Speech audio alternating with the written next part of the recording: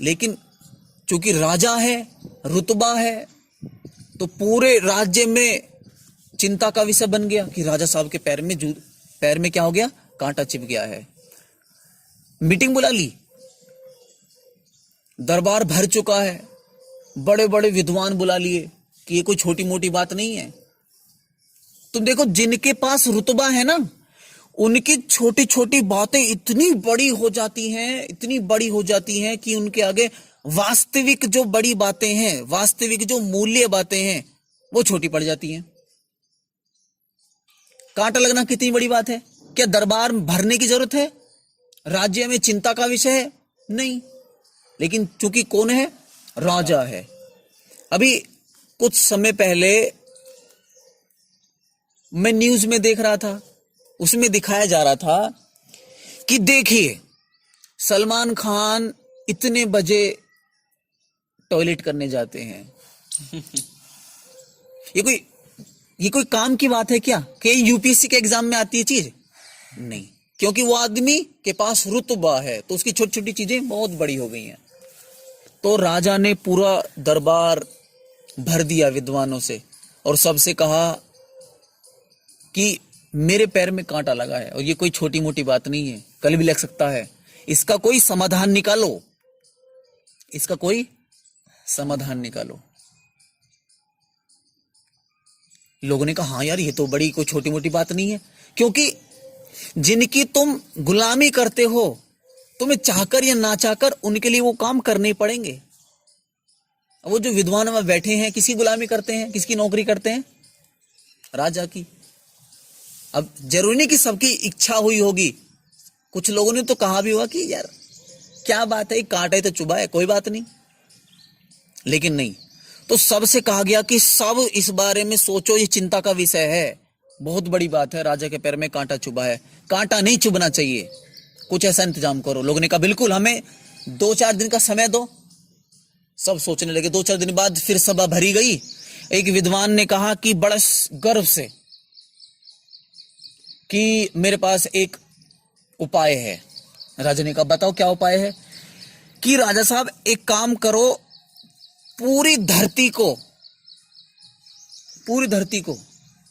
क्या करो, झाड़ू लगवा दो। धरती कहने का मतलब यहां पे राज्य, कि पूरे राज्य में क्या करो, झाड़ू लगवा दो। राजा ने कहा यार ये बात भी सही है। उस आदमी ने कहा, उस विद्वान ने कहा कि देखो राजा साहब, अगर झाड़ू लगा दी गई तो कांटा बचेगा ही नहीं, सारे कांटे एक तरफ हटा के फेंक देंगे, ना कांटा है और ना चुभेगा, ना बजेगा बांस और ना बजेगी बांसुरी। तो राजा ने अपने सैनिकों को आदेश दे दिया। सैनिकों ने बंदूक भाले छोड़ छाड़ करके सबने झाड़ू ले लिया हाथ में। अब तुम सोचो, लाखों सैनिक एक साथ झाड़ू लगाने चल दिए तो कितनी धूल उड़ी होगी। लोग बड़े परेशान, टीबी होने लगी लोगों को, सब धुआंधार, सब खाने में गिर रहा है, फसल खराब हो रही है उनकी, सांस लेना दुश्वार हो गया लोगों का। लोग इकट्ठा होकर के राजा के पास पहुंचे कि राजा साहब ये क्या कर रहे हो, हम तो मर जाएंगे ऐसे,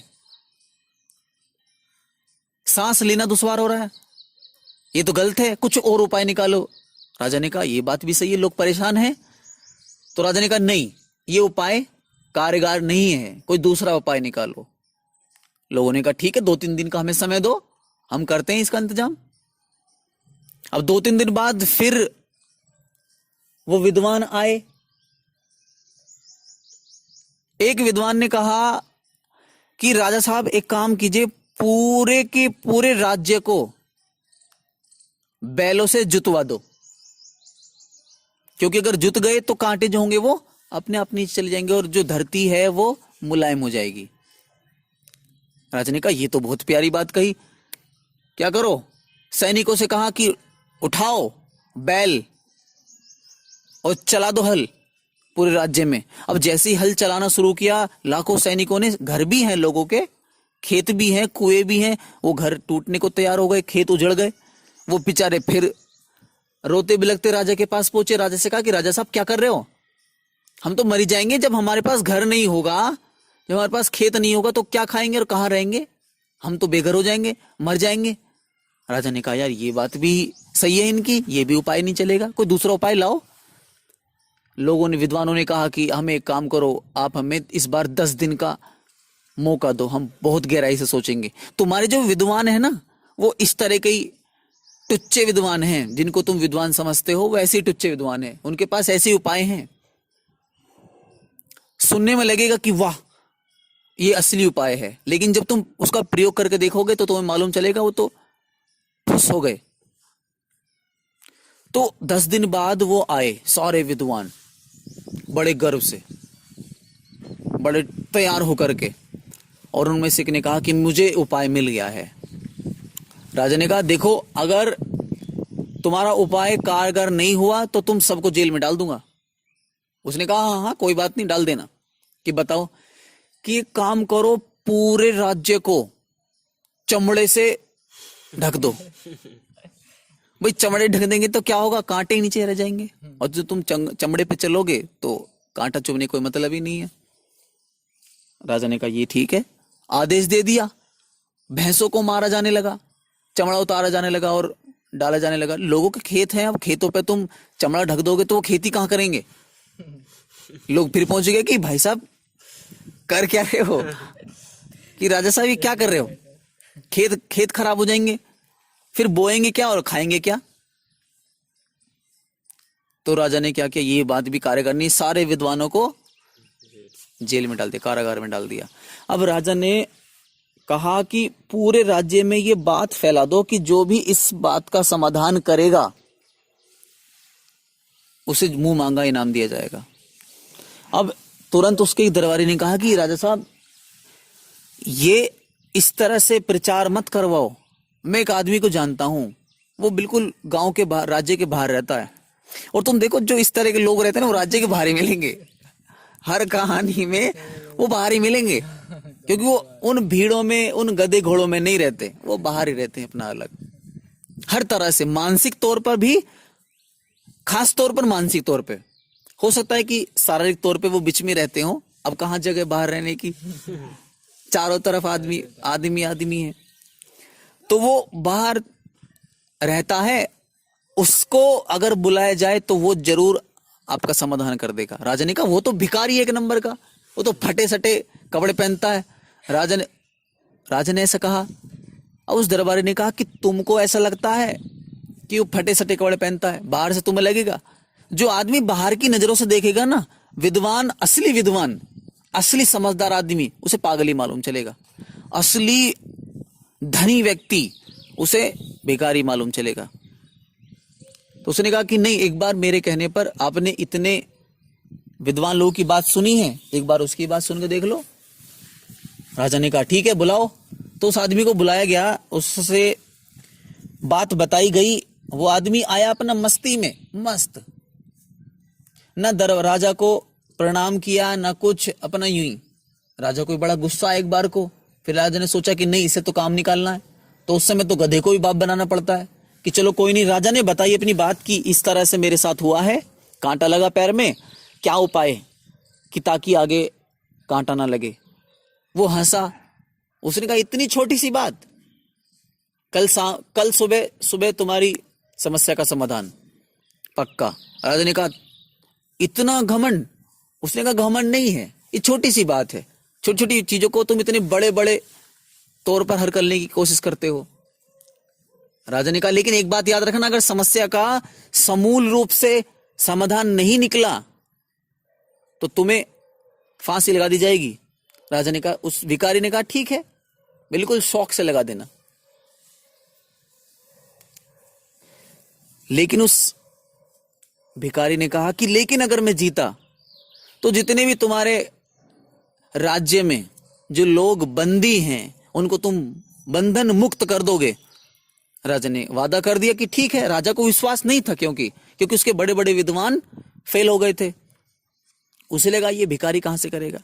तो वो गया और सुबह सुबह आया और वो एक जोड़ी जूती लेकर आया। उसने राजा के पैर में डाल दिया, राजा के पैर में डाला। राजा से कहा कि तुम अब इस धरती के एक छोर से दूसरे छोर तक भी घूमते फिरोगे तब भी तुम्हारे पैर में कोई कांटा नहीं लगेगा। राजा बड़ा प्रसन्न हुआ। राजा ने कहा यार ऐसा तो कभी सोचा ही नहीं कि इस तरह की चीजें बन सकती हैं।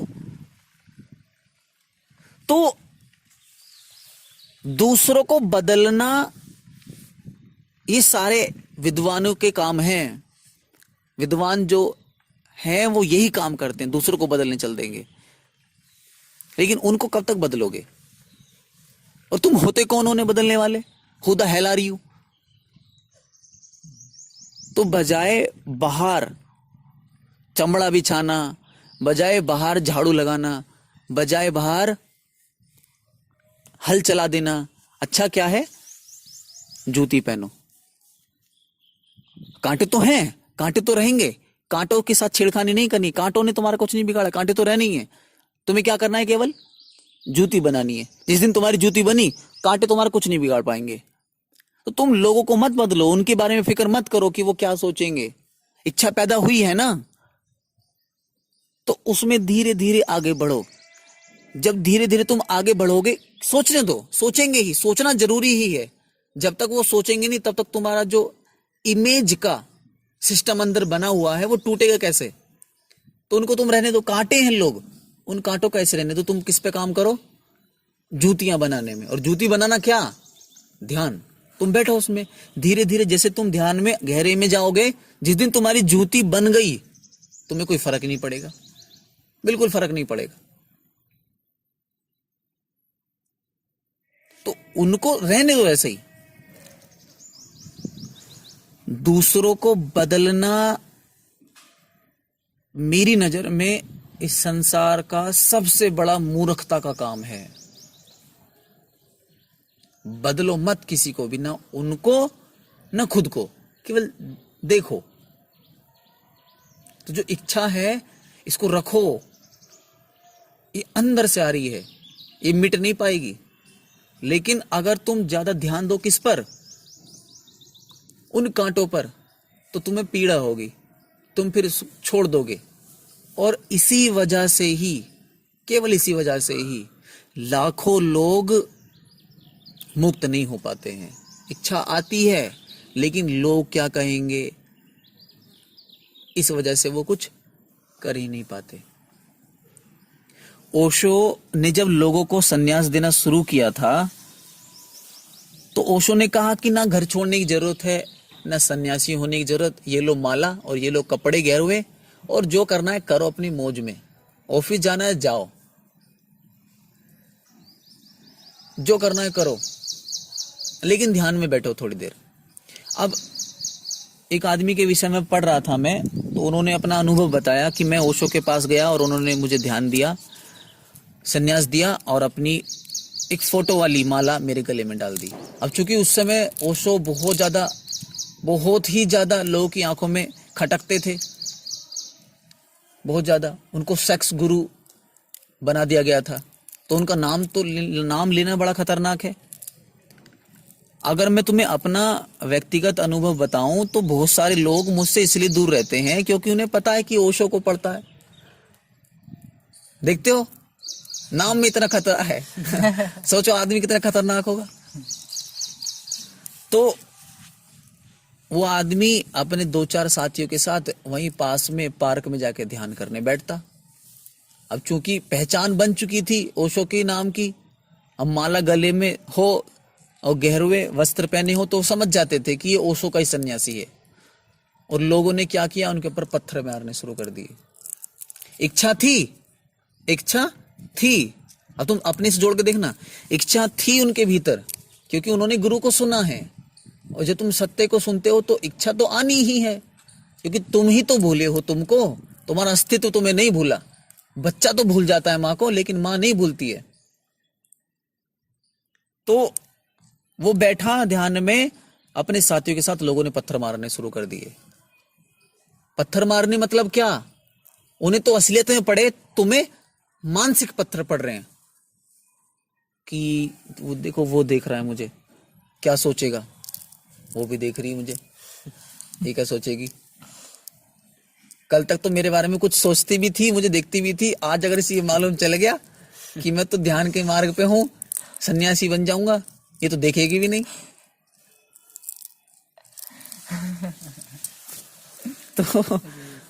तो उनको पत्थर पड़े, बेचारे बड़े परेशान। जैसे तुम आए हो इस बात को लेकर के कि ध्यान करने की इच्छा तो है, मन भी करता है और बैठते भी हैं कभी कभी, लेकिन जब लोगों को देखते हैं तो बड़ी दिक्कत होती है। तो वो भी पहुंच गए ओशो के पास। ओशो से जाकर कहा कि भगवान, आपने जो अंधकार था उसको मिटाया और हमारे अंदर एक इच्छा पैदा हुई है, इच्छा पैदा हुई है, और ध्यान करने के लिए बैठते भी हैं, लेकिन लोग पत्थर मारते हैं, क्या करें, सर फोड़ दिया हमारे। तो ओशो ने बहुत प्यारी बात कही। जब मैंने बात सुनी तो एकदम दिल को छू गई बात, और ओशो जैसा आदमी ही ऐसी बात कह सकता है। ओशो ने कहा कि वो ध्यानी ही क्या जो पत्थर न खा पाए। अगर पत्थर से डर गए तो तुम अभी ध्यानी कहां, ध्यान का दिखावा कर रहे हो। तो अगर तुम इस बात से डर गए कि लोग क्या सोचेंगे, क्या कहेंगे, तो तुम्हारी फिर इच्छा ही क्या खुद को जानने की। इच्छा फिर खोखली इच्छा है, इच्छा ही खोखली हो गई। इच्छा, अगर तुम इस बारे में सोचते हो कि वो दूसरा क्या सोचेगा, तो समझ जाओ कि अभी तुम्हारी इच्छा कमजोर है, उस पर काम करने की जरूरत है, ज्यादा से ज्यादा समय देना होगा उसको। ध्यान उन पर नहीं देना है। देखो, जिस पर तुम ध्यान दोगे ना वही तुम्हारे दिमाग में चलेगा। अगर तुम ध्यान दोगे किस पर, लोगों पर, तो उनकी बातें तुम्हारे दिमाग में चलेंगी कि वो क्या सोच रहेंगे, मेरे बारे में क्या सोचते होंगे। लेकिन अगर तुम खुद पे ध्यान दोगे तो फिर तुम उन पे ध्यान नहीं दे पाओगे, फिर तुम अपने आप में बढ़ोगे। तो बजाय दूसरों पे ध्यान देने के खुद पे ध्यान दो, बजाय बाहर हल चलाने के खुद के पैरों में जूती बनाने काम करो। जानबूझ करके समय दो। तुम्हें पता है, बोलो खुद से, हाँ मुझे पता है कि मुझे लगेगा, ये डर लगेगा कि लोग क्या सोच रहे होंगे। मुझे पता है, सोचेंगे ही, सोचना जरूरी है क्योंकि उन्होंने ऐसा कभी देखा ही नहीं है, लेकिन मैं फिर भी बैठूंगा।